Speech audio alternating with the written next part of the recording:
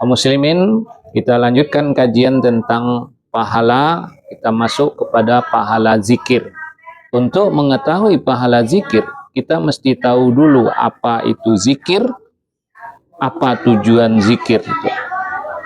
Secara bahasa, zikir itu bermakna menyebutkan, mengingat, memperingatkan, atau mengingatkan, mempelajari, menyadari, dan juga zakaro itu bermakna laki-laki, atau dalam makna sosial laki-laki itu artinya positif. Adapun tujuan dari zikir itu adalah menyadarkan, karena kata zikir itu, kata zakaro itu juga berarti menyadari dan menyadarkan. Maka inti dari zikir itu adalah hipnoterapi diri agar sadar sebagai abdi Allah, agar sadar sebagai budak Allah. Banyak ayat yang menjelaskan tentang pengertian-pengertian ini. Yang intinya kita ambil adalah zikir itu adalah menyadari. Apabila kiamat sudah datang, tidak ada guna lagi kesadaran manusia sebagai abdi Allah ketika itu. Ini disebutkan di dalam surat Muhammad surat ke-47 ayat ke-18 dan surat Al-Fajr surat 89 ayat ke-23.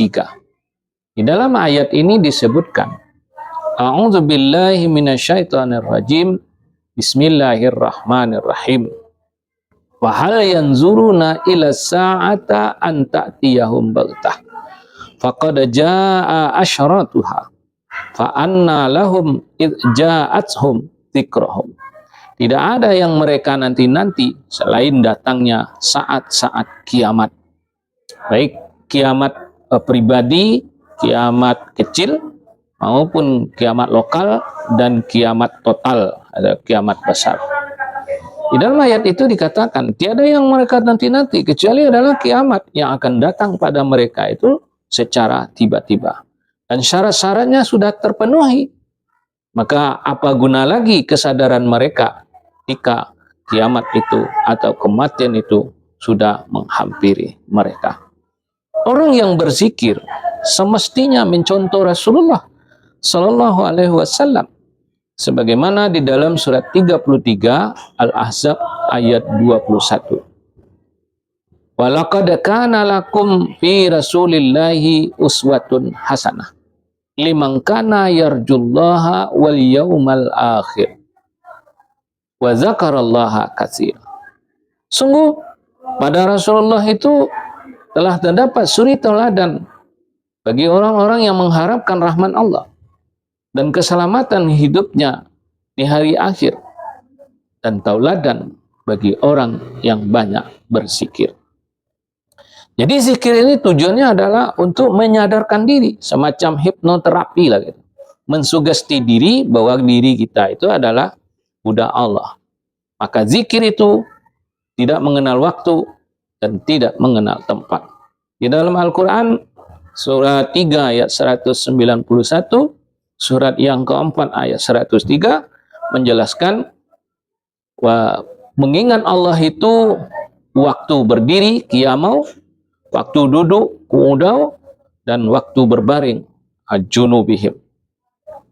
Orang yang berzikir itu berzikirlah pada waktu berdiri, duduk, dan berbaring.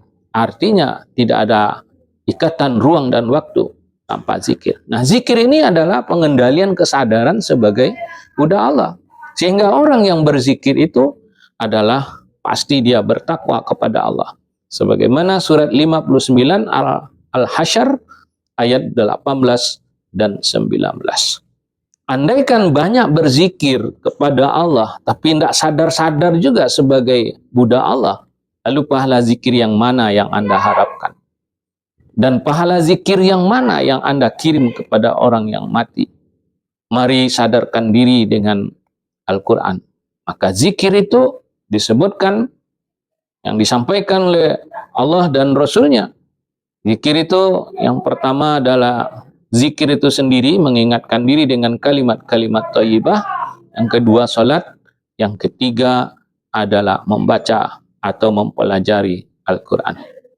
Mudah-mudahan orang yang rajin berzikir sadar sebagai budak Allah, bukan mencari-cari pahala yang tidak karu-karuan itu, mencari pahala-pahala yang tidak jelas itu. Pahala zikir itu adalah sadar sebagai budak Allah, lalu dia bertakwa secara total kepada Allah. Barakallahu lana.